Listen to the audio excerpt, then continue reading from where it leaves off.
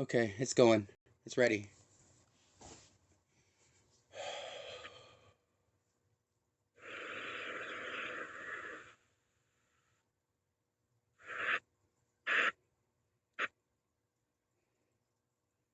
So they are still going back to the past life, that's something that you haven't really overcome.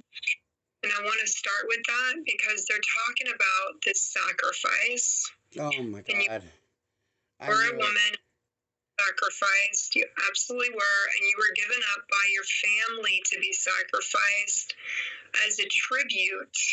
And it was a weird thing. And it's almost like something they don't do anymore, but it was in America.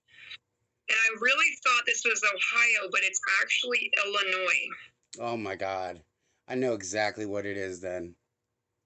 And you were killed with a bunch of other women. There's like hundreds of you lined up in a grave. And they were all sent by their families as a tribute for something. I don't know if this was a ritual to God or if this was like a peace offering, but all the girls were young virgins. And they were like, you're only about maybe 19 at the latest. You're very young. You have no children. You have no husband. And your family gave you away for this. And they literally just drained your blood. I know that sounds horrible, but that's really what they did. Was it's all about draining the blood. And you basically give yourself over for the sacrifice. And so there's a burial mound in this area, and it's in Illinois, and it's a Native American type of situation. Mm-hmm. So it's an indigenous female, and this is still going on, and not necessarily in the same way, but the indigenous women are still under huge attack. Wow. Yeah. I just recently did some, looking around, and it was Illinois. It was Chicago area, Illinois. There was a different sets of tribes that were out there as well through the canals of Ohio. So there was a lot of sacrificial, especially when it comes to the women. Yeah, there was a 150 women at a time or 100 women at a time were sacrificed. They were usually given to an offering for some type of either for crops or it was for a ritual for to thank the gods, to thank the Yeah, it was like something similar, but it was definitely a sacrifice, and your family gave you up for it. And so there's a real sense of abandonment in that life and in this one. And there's a real strong sense of no one ever protected you. No one is ever going to protect me. No one's ever going to protect me. And just feeling like I need to protect myself at all costs. So I don't care what I do or how I do it. Or there really wasn't a lot of backstory with your actions. They were survival. It's like taking an animal and putting it into a kennel or a pound or unfamiliar place where it's going to bite back. It's going to.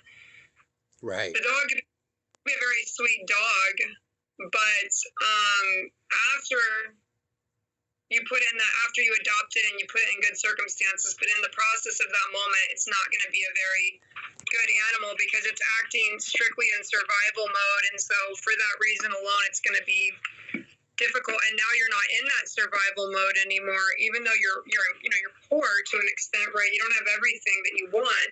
You're not surviving. You're not worried about starving to death or living on the streets, and so you're finally being given an opportunity to change your life path.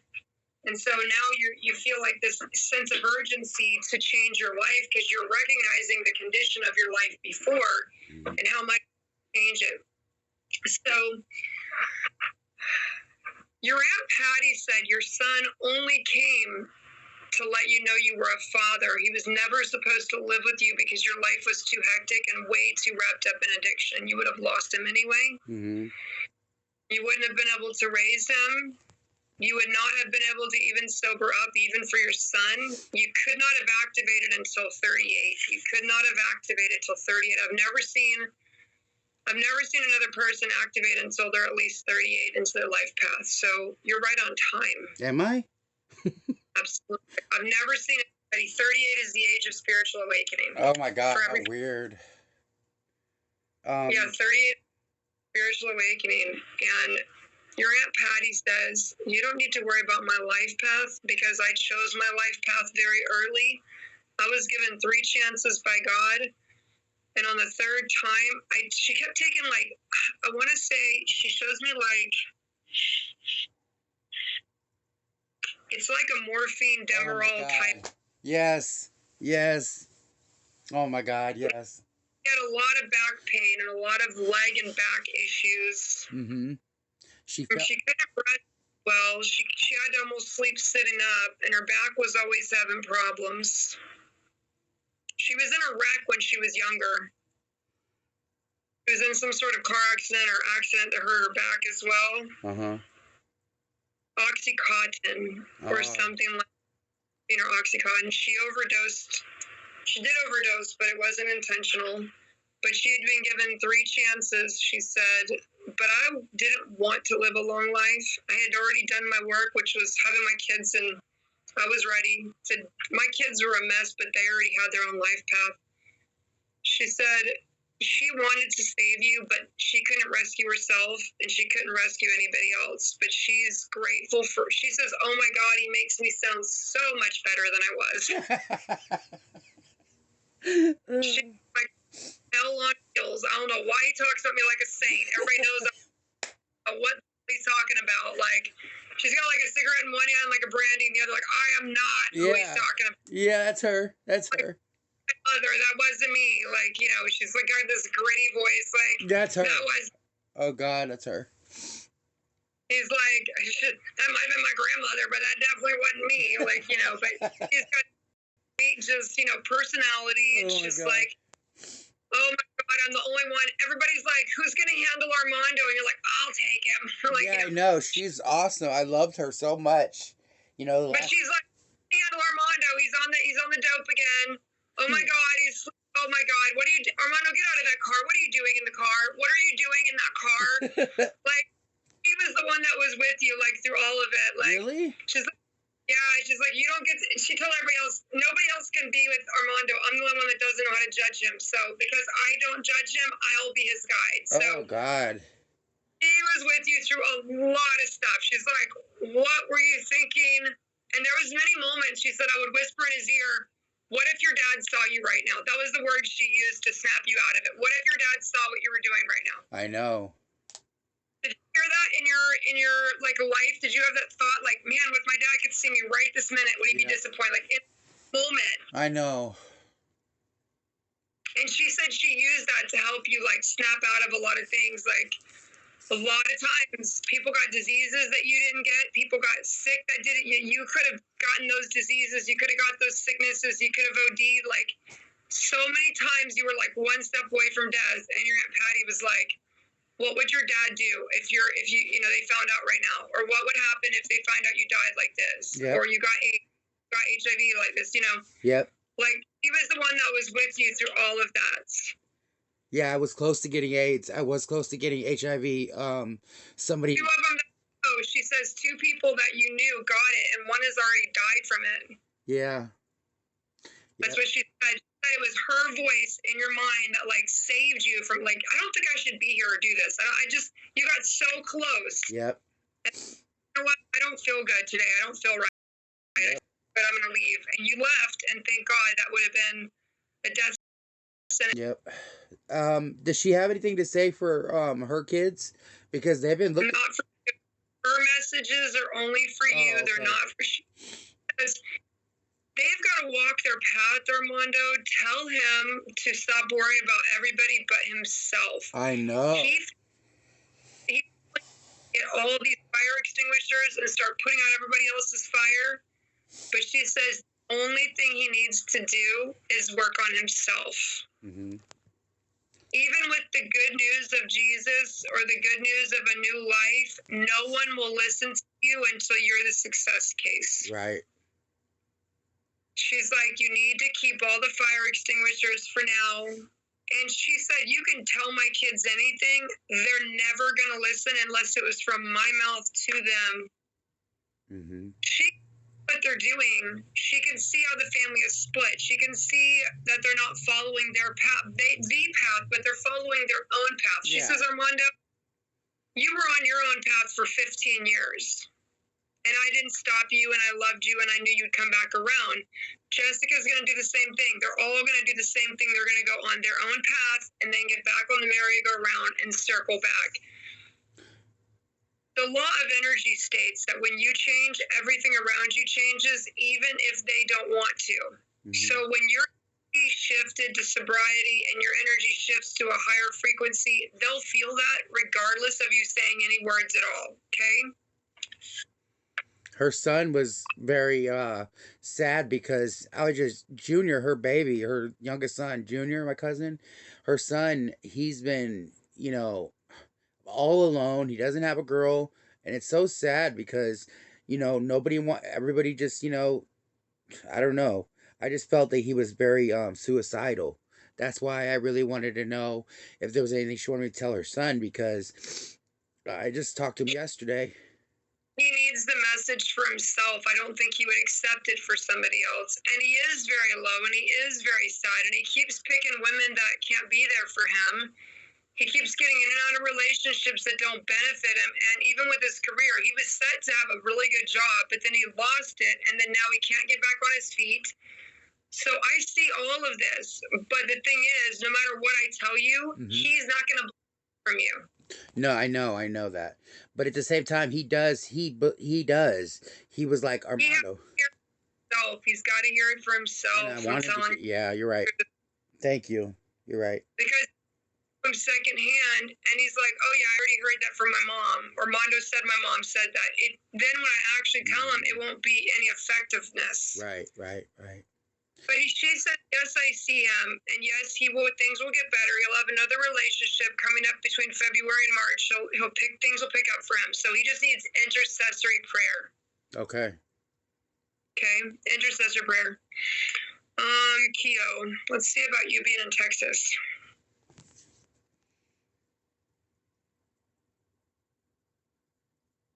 You couldn't stay another day in Utah or California, or you'd be behind bars. And you were going to be homeless again, they showed me. Mm-hmm. Yep. They said that... Did you hook up with someone that knew Scott back when you were there? Did you talk to somebody or have some connection to Scott when you were back in... right before you moved to Texas? They were trying to pull you back to California, and you had a choice between California or Texas. I don't remember. My sister, Tina? Did she want you to stay in Texas or somewhere else with her? No, my sister's in San Jose. She wanted me to come back to San Jose. My sister... California, yeah. They showed me this tried to pull you back to California, but it would have been the worst move ever because you'd have been caught right in the middle of the drama, and there's so much drama between your mom and your sister and her family. Oh, God, I know. What? There's drama between your mom... Yeah. Your sister and your sister's family. I know. I have a few sisters. That wouldn't have been a good move for you at all. You're where you need to be because you're where you can do the greatest good. Mm-hmm. So it might have been easier for you for a while in California, but your path has led you to repay Dara for his kindness. That's your job, is to get Dara on his feet. You have served yourself for long enough. Your guide said that. I did not say that because you've always been a loving, kind person. But you laughed at other people's misfortune at times, and you were a hard case. When somebody did something wrong, you're like, well, fuck you, sorry. That's your problem. I loved you, but when you hurt me, I'm done with you. Yep. You're beginning to now the love of Christ, that Christ loved us and bled for us while we just laughed at him. We persecuted him. We just slapped him around and we didn't care. Mm-hmm. God is calling you to a higher level of authenticity. He's calling you to a higher level of ethics. He's calling you to a higher life where you have to... Dara really did do for you what no one else would do for you. I know. And if it wasn't for him, somebody would have literally turned you out, gave you HIV, and you'd be in jail and they wouldn't even be visiting you. Yep. Yep. Like, regardless of all his faults, this man was meant to save you, and he's trying with all of his heart. I know. It's so... to save your life and save your spirit, because he was with you before. Was he? But he wasn't your partner. I don't know. They're not. They said they'll tell me in the future, because as far as your past life, you just needed to know about this one. But he was part of it. I just don't know where yet. But they showed me that this is where you need to know. And they said that you need to just work on your personal energy, which is controlling your tongue. Yeah. Mm-hmm. That is where you have to learn to speak right. So the three things that they keep saying, and this is your grandmother, your mother, your grandmother's and your mother's mother, Miss Annabelle, is behind your aunt, because you didn't have as close of a connection with her at all. So she's there, but she's not as close to you. She says, and this is where I learned it, Spirit says, listen with love, speak with love, act with love. And if it's not love, don't say it. Okay. And the greatest transmutation you'll ever do, Armando, is swallowing anger and pushing it out through your feet without your mouth. Closing the mouth and swallowing it and pushing it out through the feet. It's so much harder than just speaking it out and lashing out like a dragon. There's gunshots. You're right. Huh? Is that gunshots? Yeah. No, well, maybe fireworks, because it's the New Year's. Maybe. I don't know. I'm in Texas. There's a lot of gunshots here. But yes, you're right. So pushing, I have to, think twice and speak once. And if I'm going to speak it, just... Word. They keep using this word. It's called edify. Edify. I keep hearing the word. I don't think you know what edify means. Do you know what edify means? No. It means that to uplift. Edify means to uplift. So what they said is that everything that comes out of your mouth should be edifying to those around you. That's your goal. That's your new goal, is to edify everyone around you. Just edify. No matter what you say, you just say, I'm glad you're here. If they're a mean, nasty person, you say, yeah. I'm glad you're here today. If they're a nice one, you say, I'm really glad you showed. Whatever it is, you look nice. You've worked so hard. Thank you so much. I'm grateful for everything.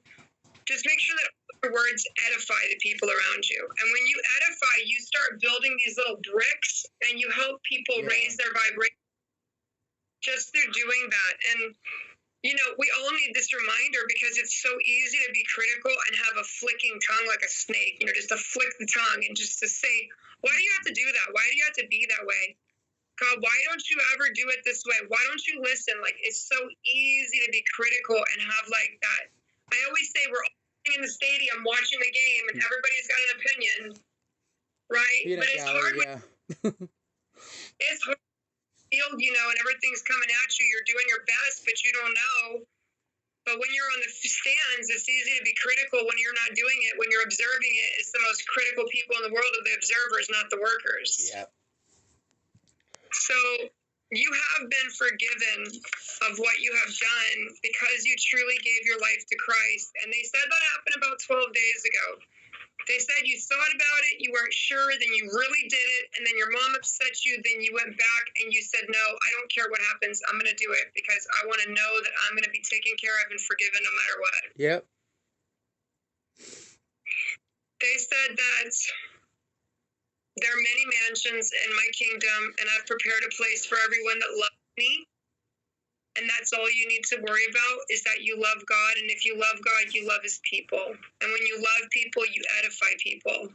Yep. The most important thing that you do is save yourself, I guess. And then when you get out of the water, you can take the rescue boat back to others. Right.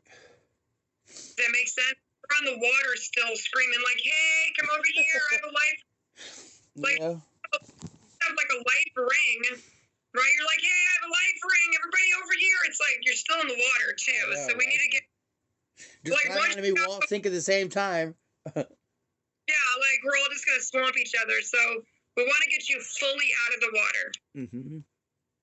So the first thing I want you to do, personally, as your guy, as your coach, is I want you to start AA classes. Okay. I've been online. I know you can't get in person, but you can go virtually. I want you to start AA virtually in the mornings. I'd like for you to do 2 a week. Find something around you virtually that you can attend in the morning time. There's actually. Doesn't have to. Huh? Okay, can you get to one physically? Yeah. There's one right here in the corner. Go, please go. That's what God told me to tell you that tonight. I was gonna private message you. I love AA meetings, cause I'd be able. I want you in there. You're gonna like make a spiritual connection that's gonna be so powerful for you. Yeah. Okay. Yes. Let's talk about your mom if she can give me some information.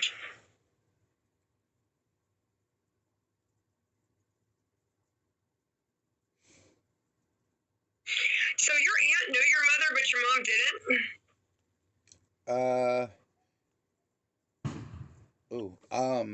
didn't. So my aunt Patty, yeah, she never knew. No, my mom knew no, Debbie knew her mother.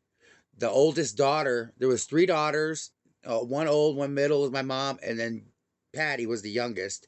And Patty died first. She was the youngest. She died first. Then Debbie. But one knew the mother, and the mother wasn't abusive like your mom was. She wasn't?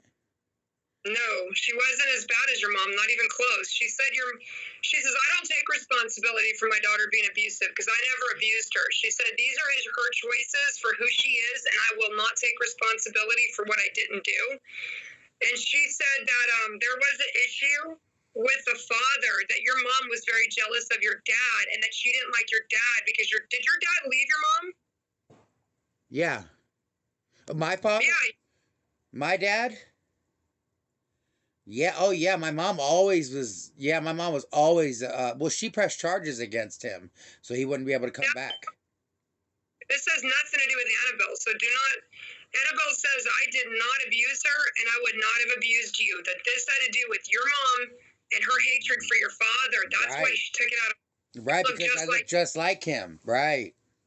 Just like him, but she says, please, grandson, don't blame me. I did not do this to your mom. I never hit your mom. I never laid a finger on your mom. No, I know that. I just wanted, I don't know what happened. My mom never had a mother, is what I'm saying. My grandmother, Annabelle, she disappeared on my mother when she was a little girl, and my mom never had a mother. So the oldest one the only one that would know Annabelle would be Debbie. Now, Debbie's the oldest one, and she passed too. So, I mean, I don't know. My aunt Debbie, she passed recently, not recently, but a few years back. Now she's the oldest daughter. My mom's the middle child, and then Patty's the youngest. But she says the history of the family has nothing to do with her reason for leaving. She said that she could not handle, and she felt at the time she was doing the right thing, because her older daughter Debbie was challenging her, fighting with her, arguing with her, and she felt like Debbie was acting like she was the mom, and your mom felt overwhelmed and just felt like, well, why am I even here if you don't appreciate anything I do? Because she barely can provide for the kids, and everything she did was like not appreciated. So she got overwhelmed and she left because she felt she was a failure. And she was alive the whole time too, until 92. I think maybe this is her grave. I don't know if I found her grave or not. Because I found Wisconsin or somewhere like north. What? Well, I don't know, like Wisconsin or north. North, you mean Cuyahoga Falls. Cuyahoga County. Not Wisconsin, because, okay, in Ohio, Akron is like almost the heart of Ohio. And then above Akron, near Lake Erie and Lake Michigan area. Michigan, Minnesota. Yeah, something like that. Yeah, she's up north, buried there. I mean, but she's buried in.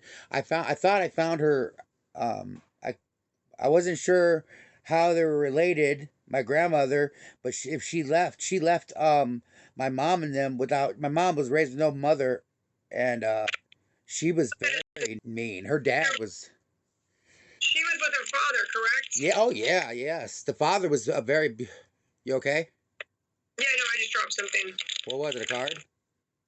I don't have any cards. Oh, I thought you were doing angel cards. I'm like, what is she doing? Angel cards? We're about to be done Yeah, I because know. we went over. Sorry. With her father, and the father was having an affair. That was like a second affair he had on her. Yep. And he already said, like, you're not a good mother, you're useless, you're worth, like, he had really, like, beat her down and abused her immensely. She didn't feel like she was needed there. And then there was a relationship between Debbie and the father. I don't know if the father was abusive or molesting the older girl, but I understand, like, they had an incestuous relationship, Debbie and her father, and he had it with also another one of the girls. And so the mother was like, why am I even here? Was it Patty? I think so, yeah. Yep. And my mom, now see, this is what's crazy. When I talked to my mom about it, my mom's like, my dad would never, yeah. God's a saint. Huh? Yeah, I She know. thinks But it's weird because fathers do choose, or pedophiles molest one, or maybe they look like their mother, but she looked like him. Yeah. So when a man sees himself and his daughter, he's less likely to offend as if he sees the mother in the daughters. Right. That's so sad. Most boys that are abused are the reminder of the father, almost always, exclusively. It's so sad. Sons of your father. It's not even about you or about your grandmother. Oh, I know. And I just want to, just to get... Your mom's a narcissist, honey. You need to just accept that. That's one way to make it right, is to know what she is and accept her for where she is. I love her, Yeah, you gotta love her as a narcissist. You gotta love her for her limitations. You gotta love that she can't grow, that she stays stuck, that she doesn't have empathy for you, that she can't validate you. Yeah, she doesn't. Well, she can't because no one validated her childhood. So how could she validate? That's what I was trying to do for her as an adult, to get her to understand, to come around. She'll never come around, will she? No. No, this is her life path, honey. Some people are meant to be a narcissist in this life path, and they're meant to be an empath in another. It's okay. That's her role. That's because I chose her as a mother in order for me to be who I am. Yeah, exactly. And you chose a high-level path, which has a lot of suffering, but your job is to do a lot of transmutation, so that's okay. Yeah. All right, hon. We're going to get to some of this other stuff in another reading, but this is great for right now. Yeah, we'll do another one. Time. Yeah, you get another one in January. You get one once